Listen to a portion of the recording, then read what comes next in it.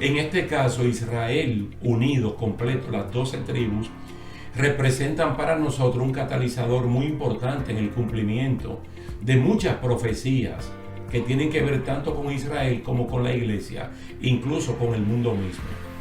Para Ezequiel, Dios es capaz de renovar completamente la vida espiritual del pueblo por medio de su Espíritu Santo.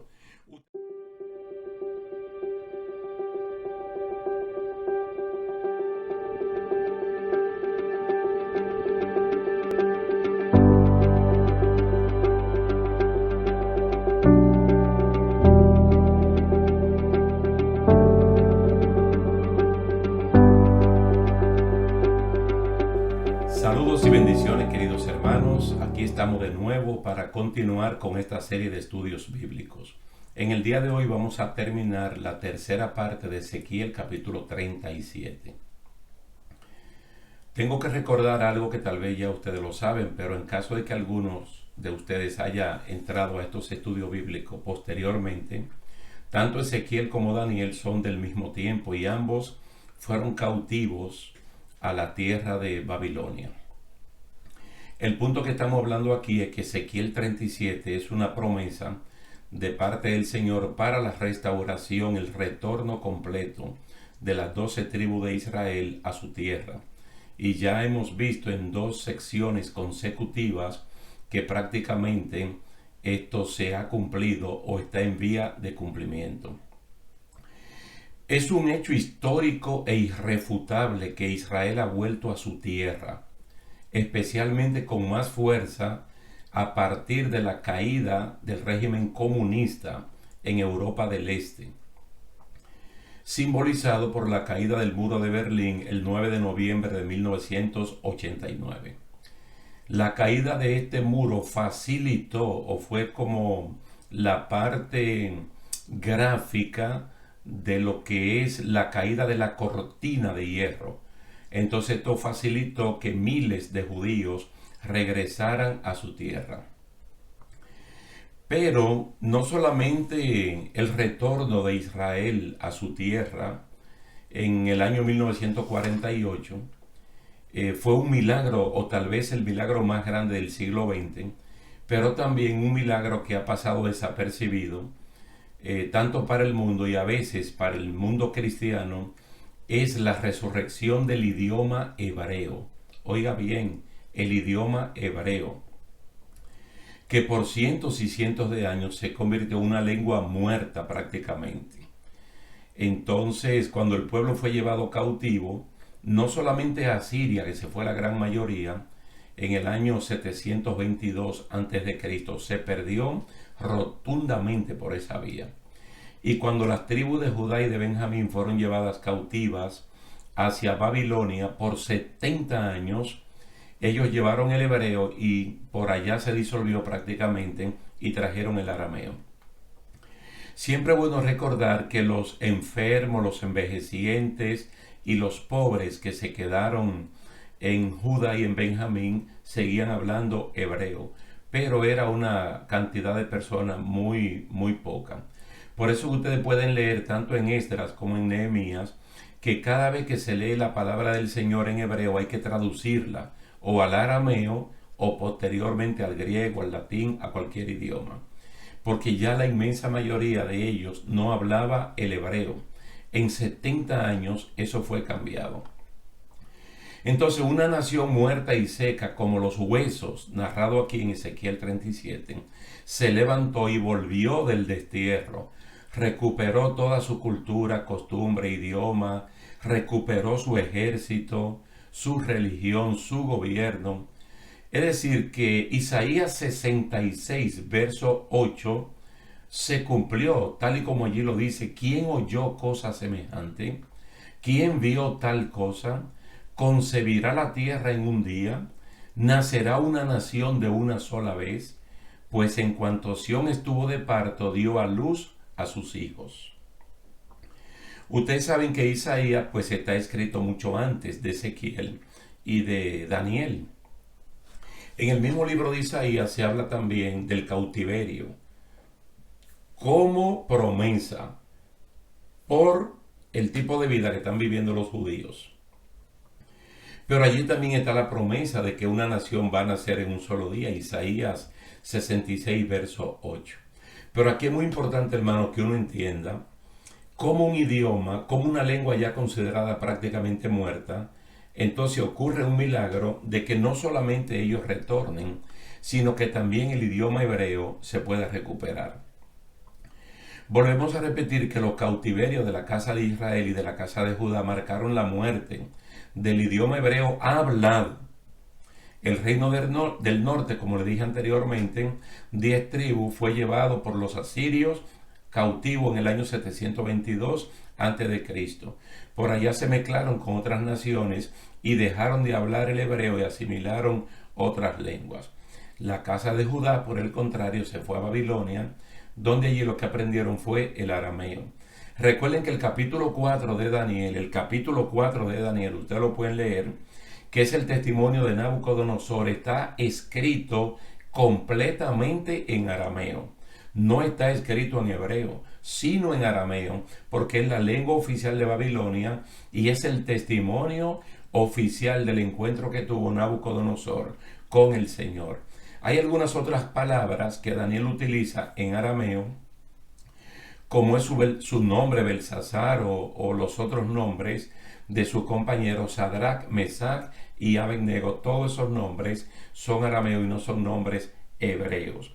Sus nombres hebreos, pues ellos lo llevaron, y aunque entre ellos lo tenían pues oficialmente, ellos se llamaban con el nombre que allí le pusieron. Mire, hay un dato, por ejemplo, en el capítulo 2 del libro de los Hechos, cuando el Espíritu Santo hace su irrupción, su manifestación, su llegada, o cuando el Espíritu Santo bautiza allí a los creyentes, a los 120, pasó algo muy interesante. Porque es que en Jerusalén se está celebrando una de las 3 grandes fiestas de los judíos. En este caso, la fiesta de Pentecostés. Y hay autores, historiadores del primer siglo, que hablan de que por lo menos 1 millón de personas pudo haber llegado como visitante a Jerusalén. Porque el deseo de todo judío ancestral era visitar a Israel, especialmente a Jerusalén, o para la Pascua, o para Pentecostés, o para el tiempo de la expiación. Ahora en Pentecostés, que es una fiesta de celebración de la cosecha, habían allí muchos de ellos, y es un buen ejemplo para mostrar que la inmensa mayoría de los que llegaron, ellos no hablaban el hebreo, ellos hablaban la lengua de los países donde nacieron, y ellos mismos lo testifican. Porque los 120 que están llenos del poder del Espíritu Santo, ¿qué idiomas están hablando? Los idiomas en los cuales nacieron la persona que le están oyendo. Y allí mismo te dice de dónde vienen ellos. Y si usted se detiene y lo cuenta, creo que habla de 14 o 16 partes del mundo de donde ellos vienen. Entonces ellos vienen de países donde hablaron otros idiomas, y cuando ellos van a Israel, alguien tiene que traducir. Mire, por lo menos en las sinagogas y en el templo, cada vez que leían la palabra del Señor, había un traductor. Si leían, por ejemplo, la ley, cada un versículo había una traducción. O si leían los salmos, los escritos, los profetas, cada 2 tenía que haber un traductor. Entonces, para que la gente entendiera. Y esto no es nuevo, yo se lo digo, al retorno en Esdras y Nehemías, usted lo puede leer. Allí se habla de que ya hubo que traducirle a estas personas. A eso se le suma que 200 años antes de Cristo, por ejemplo, lo que era la Biblia hebrea, ¿cómo se llama? En la biblioteca más grande del mundo antiguo, que era la de Alejandría en Egipto, no había una copia de la Biblia hebrea. Por eso es que Ptolomeo, un personaje muy popular para nosotros, mandó a que se tradujera del hebreo al griego koiné, no voy a decir al griego koiné, que es el griego popular, pero al griego, el Antiguo Testamento, que es la Biblia hebrea. Entonces, en el tiempo de Jesucristo, esta Biblia era muy conocida, la Septuaginta, o la versión de los 70. Entonces, como mucha gente hablaba el griego, el griego koiné básicamente. Entonces también había que traducir cuando se leía de la Biblia hebrea. El griego koiné fue muy popular tanto en el imperio griego como en el imperio romano, y puso en desuso lo poco que quedaba del hebreo hablado, y también de otros idiomas como el mismo latín. Solamente se utilizaba para los asuntos oficiales del imperio romano, pero la inmensa mayoría de las personas hablaba el griego koiné. Es como el inglés de ahora, que muchas personas lo hablan y los que no lo hablan por lo menos logran entender o saben que es el idioma tal vez más popular ahora mismo con el cual las personas se pueden comunicar. Fíjese que el apóstol Pablo, del cual nosotros de vez en cuando hablamos, viene de un hogar donde ellos hablaban el hebreo. Incluso el nombre de Pablo, porque Pablo es un nombre latín, pero su nombre Saulo es un nombre hebreo. En Hechos capítulo 22, Pablo, una de las defensas de él la hace en lengua hebrea. Y también en Hechos capítulo 26, otra defensa con el rey Agripa, Pablo relata su conversión y expresa que Jesús le habló en lengua hebrea. Cuando Pablo fue llegando a Damasco y tuvo el encuentro con Cristo, Jesucristo le habló en lengua hebrea, es decir, su lengua materna, su lengua materna. Todavía en ese tiempo el hebreo hablado, algunas personas lo utilizaban, pero el hebreo escrito, muy pocas personas. Es decir, prácticamente el arameo ya había suplantado al idioma hebreo y era prácticamente una lengua muerta. Si ustedes han leído, por ejemplo, la carta de Santiago y la primera carta del apóstol Pedro, se van a dar cuenta que los primeros destinatarios son las 12 tribus que están en la dispersión. Es decir, en el momento que se escribe esto, en el primer siglo del cristianismo, todavía el concepto de Ezequiel 37 está para cumplirse. Todavía los judíos están en dispersión, es decir, las 10 tribus que se fueron hacia Asiria y de ahí se dispersaron hasta todo el mundo, ellos lo reconocen. Santiago capítulo 1 versículo 1 habla de la dispersión de las 12 tribus. Y Primera de Pedro capítulo 1 verso 1 en adelante también comenta de los que están expatriados y menciona algunos lugares. Esos cautiverios que tuvo Israel del norte, Judá del sur, y la posterior destrucción de Jerusalén y del templo por parte de los romanos, selló definitivamente la muerte del idioma hebreo, tanto hablado como escrito. Y las poquísimas personas que quedaron allí, pues, se le hizo muy difícil mientras ellos estaban vivos, como poder revivir ese idioma. Pero yo quiero que ustedes tengan presente, porque eso a veces lo pasamos por alto, dando como algo natural, y tenemos que verlo como parte del milagro del retorno y la reunificación del pueblo de Israel en su propia tierra, pero con su costumbre, su religión, su ejército y su idioma, que el idioma es lo que le da mucha cohesión a ellos. Entonces hay que pensar, como le di datos en la charla anterior, de cómo desde el año 1890, cuando ya comienza 1899 a gestarse la idea del retorno, el sionismo, ¿verdad? Hasta que llega el 1914, en la Primera Guerra Mundial, hay una cantidad considerable de miles de judíos que han llegado a su tierra. Podemos decir que en el siglo XIX, cuando comenzaron a retornar a Palestina, algunos judíos, dice, era prácticamente una lengua muerta. Pero en el año 1881, mire, siglo XIX, 1881, comienza un gran milagro. Un señor llamado Eliezer ben Yehuda fue la persona que posibilitó la adopción del idioma hebreo, gracias a una vigorosa campaña que comenzó con su esposa en su propia casa y con su hijo, de solo hablar el hebreo y también de escribirlo. Estaba este señor que se llama Eliezer, su esposa Débora y su hijo llamado Ben-Sion, y entre ellos tres en su casa comenzaron a hablar el idioma hebreo y a escribirlo también. Es decir, una minúscula familia son como el germen para rescatar un idioma que al momento 1881, tenía cientos y cientos de años como una lengua totalmente muerta. Entonces el hebreo tuvo éxito, contrario a todas las leyes de la lingüística moderna. Y ustedes saben por qué, porque en Ezequiel 37, Dios mismo es que está diciendo, yo voy a poner de mi espíritu para hacer eso. Yo a ustedes los voy a sacar de los sepulcros, pueblo mío, y los voy a llevar a su tierra. Pero lo va a llevar con su cultura, con su costumbre, con su ejército, con su historia y con su idioma. Es decir, llevándole toda la contraria a las leyes de la lingüística moderna, este idioma se ha podido recuperar, cosa que no ha podido ocurrir con el idioma taíno que se hablaba en el Caribe.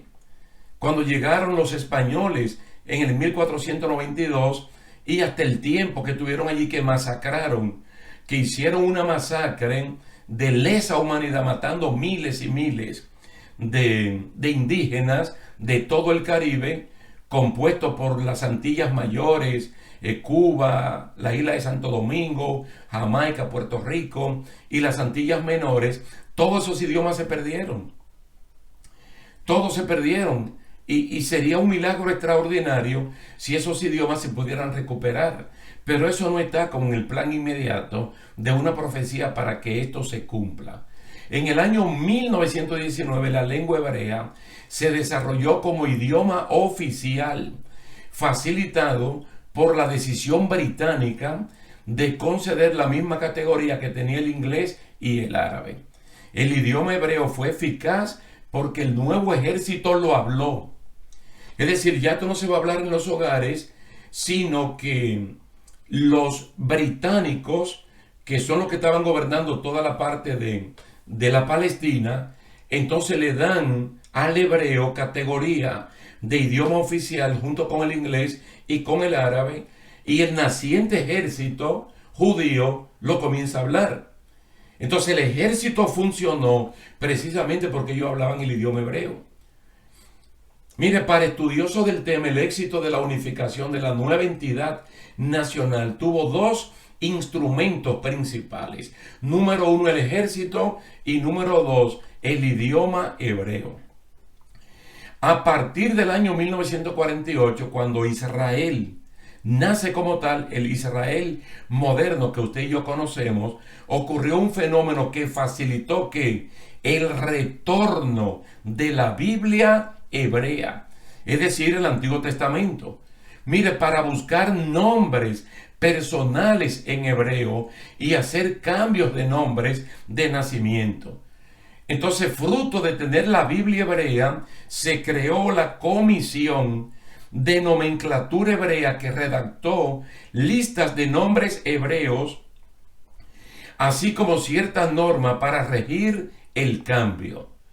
Gracias al influjo del movimiento sionista, el hebreo ha tenido una revitalización tan grande que hoy es el idioma oficial del Estado de Israel. Todas estas personas que fueron los padres del naciente Estado de Israel, todos cambiaron su nombre. Ellos llegaron de Europa del Este o de cualquier sitio con unos nombres, pero cuando estaban ya en Israel, entonces fruto de esta comisión de nomenclatura bíblica en base a la Biblia hebrea, que es el Antiguo Testamento, ellos comenzaron a cambiarse los nombres por nombres puramente hebreos, puramente hebreos. Así apareció David Ben Gurión, por ejemplo, Golda Meir, que fue la primera mujer primer ministro de Israel, y así sucesivamente. Para los creyentes de nuestro tiempo, de este siglo XXI, esto es muy importante, pues no solamente vemos el retorno y la reunificación de Israel en su propia tierra, sino el establecimiento de un idioma que milagrosamente ha resurgido para mantener vivas las conexiones con el Antiguo Testamento. Además de esto, representa lo que representa para la promesa de Israel y el pueblo que sigue retornando. Cientos y cientos de años después, Todas las personas que están regresando o ya lo saben o en Israel comienzan a tomar clases para aprender el idioma hebreo, un idioma que anteriormente estaba prácticamente muerto. Quiere decir que el retorno y la reunificación de Israel también engrandece la esperanza de la venida de Cristo por su iglesia, ya que la presencia de Israel en su propia tierra marca otros eventos de suma importancia que deben ocurrir, como es la reconstrucción del templo. Y aquí es que nosotros los creyentes de este tiempo tenemos que prestar suma atención. Fíjese, si ha sido un milagro tan grande, pero tan grande, que Ezequiel 37 se haya cumplido ante nuestros ojos. 1948, el Estado moderno de Israel, con su ejército, con su idioma, con su cultura.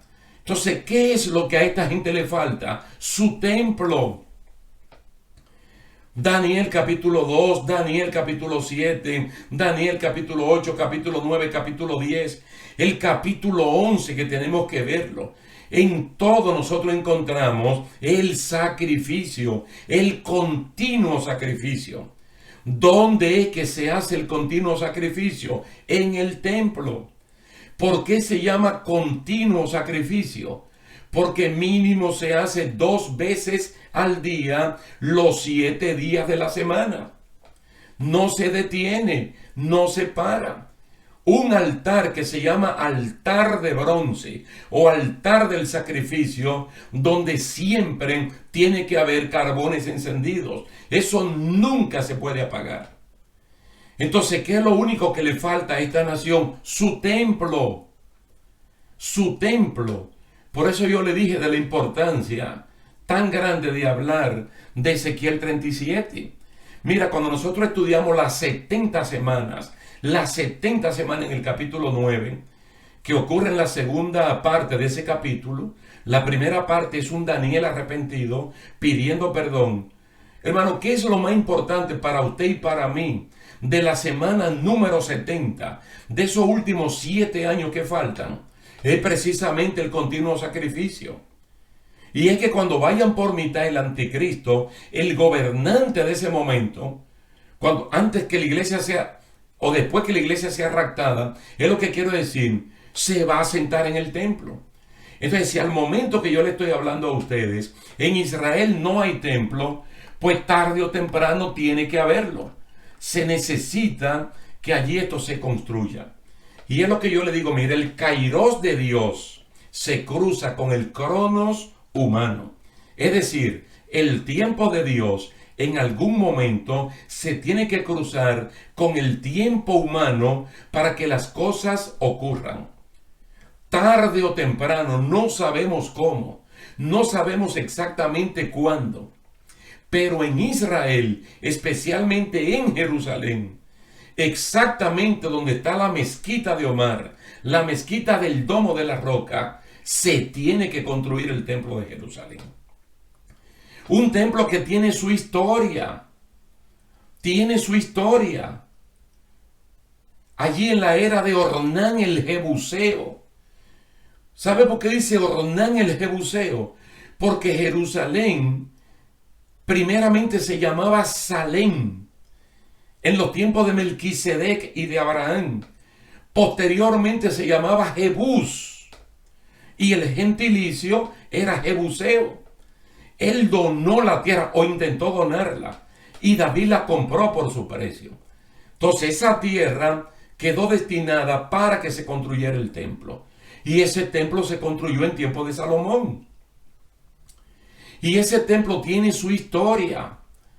El templo fue destruido por primera vez completamente en el año 586 a.C. Y ese templo fue reconstruido, ustedes lo saben. Nehemías, Esdras, todo eso hablan de la reconstrucción del templo y de la ciudad. Y luego tuvo otra recaída. Finalmente el templo fue destruido completamente el año 70 de nuestra era, de la época moderna, por el Imperio Romano. Es decir, faltan 50 años para que cumplan 2000 años de que ese templo fue destruido. Y qué historia tan grande, que una cosa que desapareció hace 2000 años, nadie lo da por muerto. Todos los judíos tienen esperanza de reconstruir su templo, pero ellos tienen tierra y lo pueden hacer en otra parte. Pero ¿por qué no lo hacen? Porque el templo tiene que reconstruirse en la tierra que David le compró a Ornán el Jebuseo con dinero para construir este templo. Y si 2 veces fue destruido y fue reconstruido, fue embellecido, miren, el tercer templo tiene que ser ubicado en el mismo lugar. Hermano, abra sus ojos, miren hacia Israel. Pero cuando usted mire hacia Israel, no trate de convertir a la iglesia en Israel, porque no es lo mismo. El Israel espiritual, el Israel de este tiempo es la iglesia, porque en la iglesia de Jesucristo cabe el judío y cabe el gentil. En el judaísmo prácticamente nada más cabe el judío. Entonces las promesas de Dios son más grandes, vamos a decir, para la iglesia, porque abarca a judíos y a gentiles. Mientras que la promesa a Israel son un poco más limitadas. Y son una promesa hasta cierto punto, no solamente limitadas, pero parciales también. Porque cuando Dios le prometió lo que le prometió a Abraham, eso no existía de judaísmo. Eso no existía de circuncisión. Eso no existía como la señal del pacto del convenio. Y lo que la Biblia dice en Romanos capítulo 4, que Abraham es padre de los gentiles y padre de los judíos, pero de los que creen, de los creyentes. Pero independientemente de eso, prestar atención a todo lo que puede estar ocurriendo en Israel. Abre tus ojos y mira a Israel desde el 1948 para acá, junto con el idioma, como uno de los milagros más grandes visto en el siglo pasado, en el siglo XX. ¿Y qué es lo que falta? Que haya templo. Yo personalmente no sé si la iglesia será levantada y luego construido el templo, o estando la iglesia nosotros vamos a ver la reconstrucción del templo. Pero sea cual sea lo que pase, hermano, nosotros estamos cerca de algo muy grande. Y lo más grande para usted y para mí no es eso, sino escuchar el sonar, el sonido de la trompeta. Porque ciertamente Cristo viene bien pronto a buscar su iglesia.